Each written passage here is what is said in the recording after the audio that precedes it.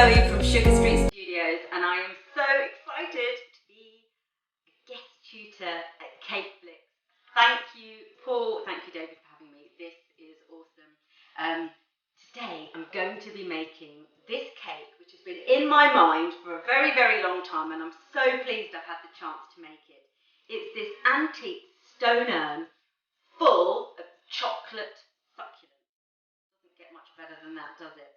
So, what we're going to cover today in this tutorial is we're going to cover structure, how to get this shape, how to get the pot standing upright.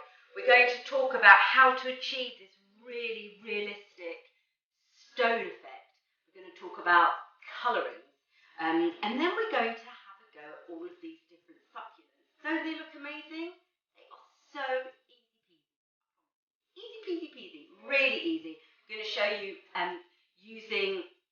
not using flour paste. We're going to use different mediums to make these succulents with barely any cutters, all with our hands, no glue involved. It's really simple. And we're going to stretch ourselves a little bit. We're going to do some wired ones as well. And then we're going to make some edible gravel. And we're going to put the whole thing together. And voila. Really happy with how it's turned out. I think it's a really effective and striking cake, not least because you've got the contrast between this sort of beautiful aged stone and then these glossy, sumptuous succulents. So, enough of me yapping.